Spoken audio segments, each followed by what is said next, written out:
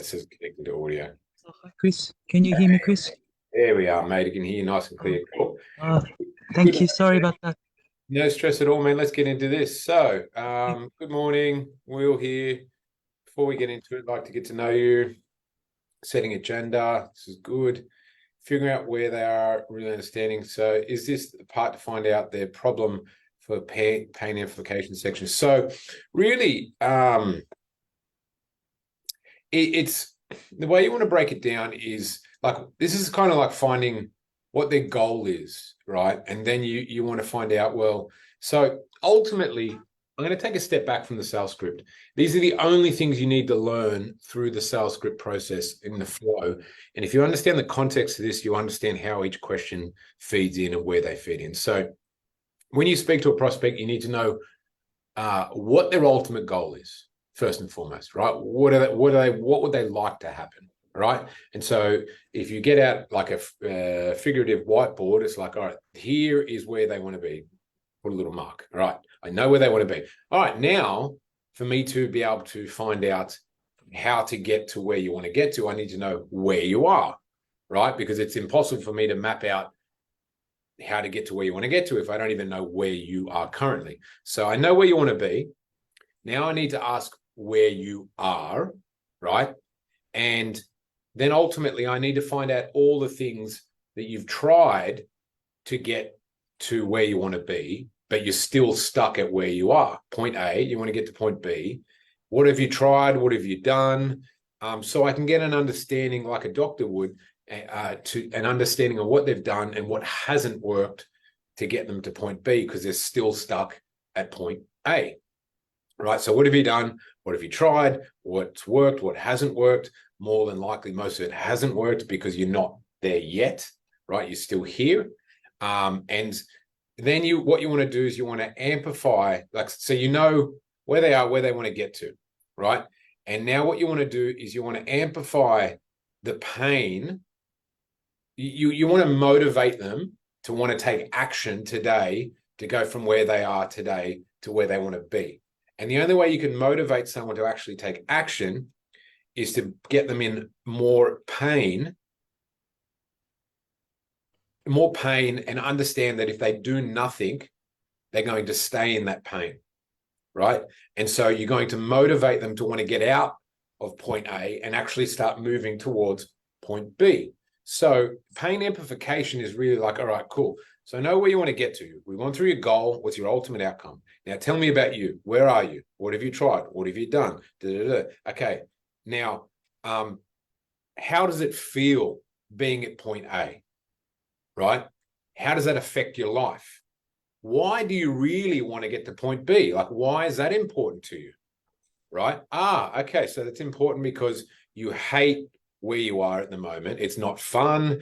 It's emotionally draining. It's all of the things that are negative around staying at this one point and why they want to get to this promised land point, right?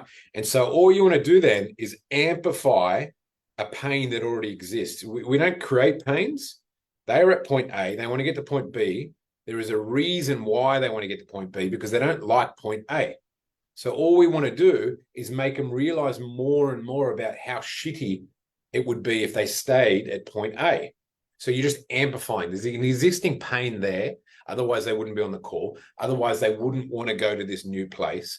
And so all we're trying to do is understand what they hate about point A and amplify it where we can, because that will motivate them to want to take action away from point A, right? So here, tell me about your goal, right?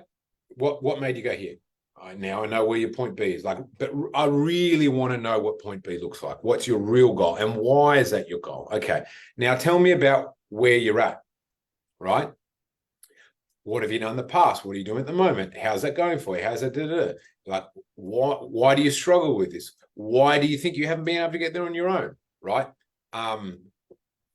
Why does it suck? Like, why do you truly care about it? Like, you know, how would it make you feel if you did nothing today and you just stayed in that spot? Like, why don't you just stay at point A? Because, you know, some people are happy staying at point A. All right. So you're asking all the reasons why there's a little flame there of pain.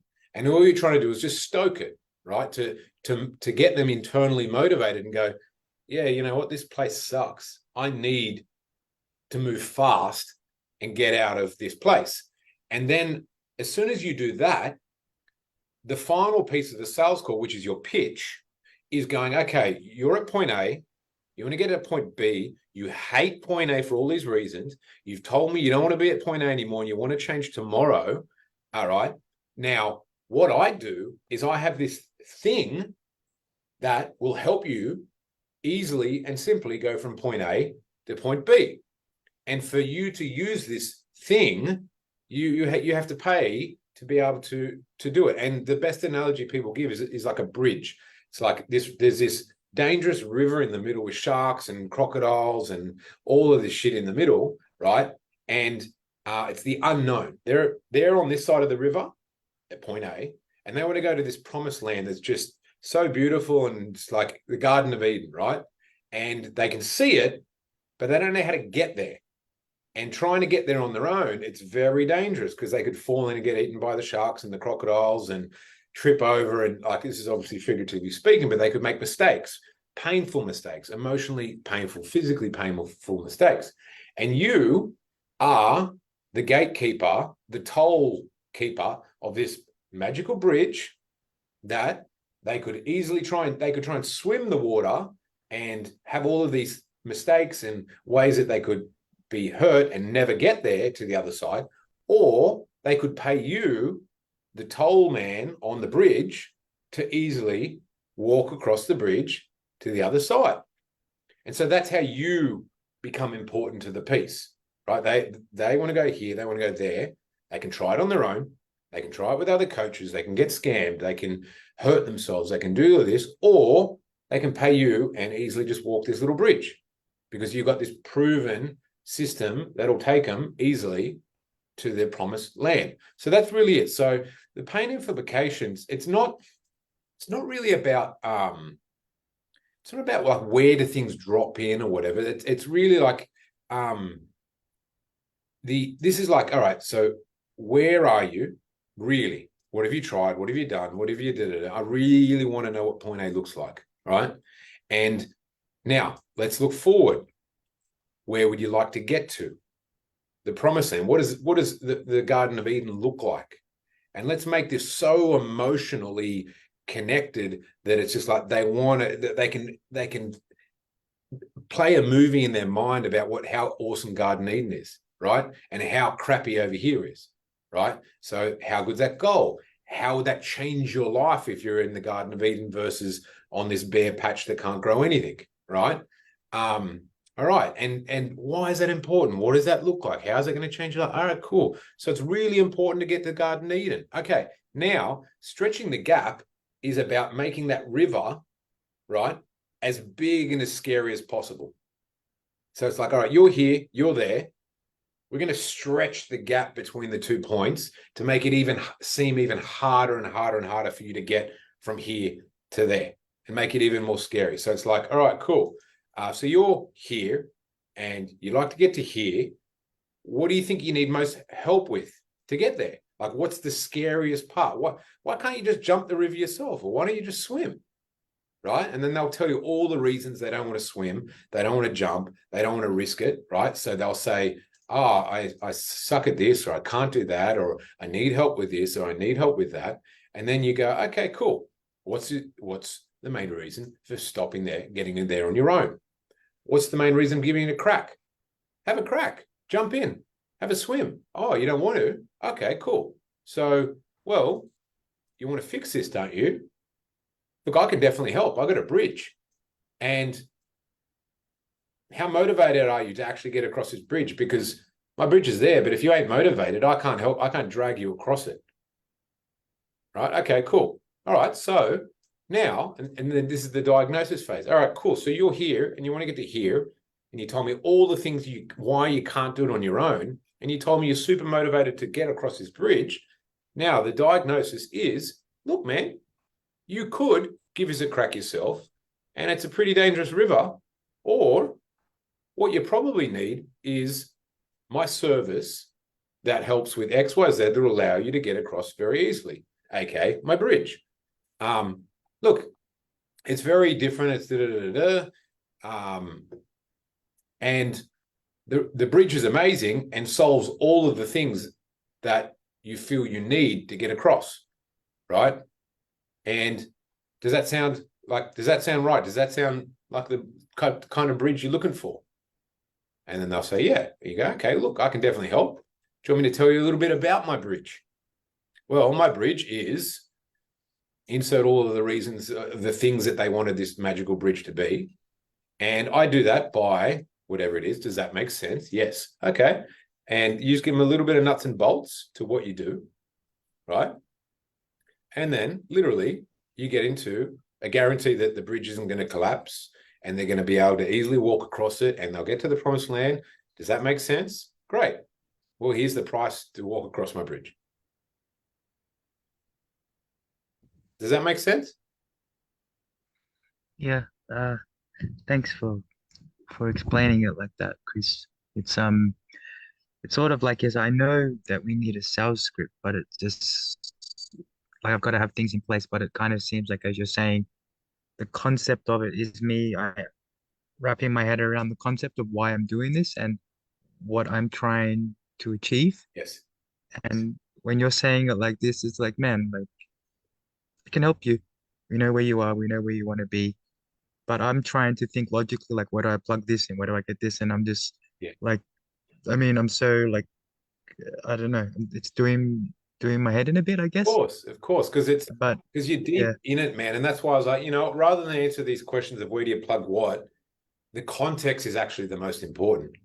Because yeah, you're really just having a conversation, but you need to make sure that you know where they want to get to, where yeah. they are, what they feel they need and they don't currently have. And then that's like, oh, well, that's my bridge and this is how it works and so on and so forth. And so that's really the context, because a lot of people will do a sales script and they'll just ask the question. And if they don't know why they're asking the question, Mm, they might not get the right answer. And then they'll just move on to the next question. It's like, oh, this doesn't feel like it's connecting. But the context is what actually brings it all together. Because you could ask this question in 100 different ways, man. okay. Right? It's just a basis to allow you to take the skeleton frame of having the conversation of getting from there to there and being the bridge and so on and so forth. Mm, And that's awesome. that way you'll be much better, because it's not about just insert here and being robotic. It's about actually understanding what you're trying to get from them. And I see a lot of people do that. They'll ask a question like, what have you done in the past? And the person will half answer it. And say, well, if you don't know the context, you'll just take that answer. But if you know the context, you're like, actually, can I ask that to you again? Because I really need to know what you've done in the past. Mm. So almost like tell me more about that, please. Tell me more. Yeah, look, I'm not 100% Oh, on what yeah. you just said. Can you elaborate, or can you be a bit more clear on this, or Uh, whatever it is? You see what I mean? yeah. And I guess like what you're saying is there'll be things that I really need to know. Like, Yeah. so I will get them like talking about it, and that helps me. So maybe I won't have to think so much what I plug stuff into because we've just been talking about it for 15 minutes. So, Correct. I And see. that's and then you'll start listening Yeah. more rather than reading, and then it will make the whole conversation go so much better. Yes, and I remember from like learning from what you've spoken about, not to be tied to the outcome. So don't be outcome dependent. Just trying to work out. Correct. Like if I can't even work out what it is that they want, I'm taking all these notes. Like how can I help them? I can't, right? But I Correct. have to. Yeah, so I have to connect. You have to connect with the person on the phone, right? You have to be in the same like wavelength almost, right? I have to get Correct. to that with them and see if I can really help them. And then they're working out, okay, this guy can help me. And then it looks like probably the only objection is probably going to be money then, right? And then I've got to try to Correct. get my experience and then come back on these sessions and knock this out a bit, right? Because I'll have Spot to on. get better. Because I will suck. I'll Spot on. suck, but I'll get better, right? Absolute spot on, man. So, And the point you just brought yeah. up around not being tied to the outcome, whoever's tied to the outcome will never ask a real question around this. Like when I'm on sales calls, I actually say to the person, man, for example, it would be an example. If I speak to someone who's really smart and really switched on, I'll be like, man, you sounds like a super smart switched on guy. Like, why don't you just do this on your own? And I actually have conviction around what I'm saying. But if I was tied to the outcome and I wanted the sale, I would never tell someone to go do it on their own, right? And it would have no conviction to it. But when I ask that, they then sell themselves because I know that they can't do it on their own. Otherwise, they wouldn't be on the call. And so I'll just be like, man, you're super smart, you're super educated, you got a massive work ethic. Like, what's going on, man? Like, why don't you just do this on your own? And then they'll be like, oh no, well, I can't because of this and because of that, and I really need help and I really need this, and I'm scared of the outcome and it's like, okay, cool. Well, it sounds like you really need my help then. Mm, Right. okay. But That if I sounds was super tied to the outcome, I'd be like, oh, you need my help, buy my stuff, buy my stuff. Right. And it actually then reduces your ability to close. mm, okay. That's very, very helpful, Chris. Thank you for your time this morning. No problem whatsoever, man. Mm. We'll jump over to David.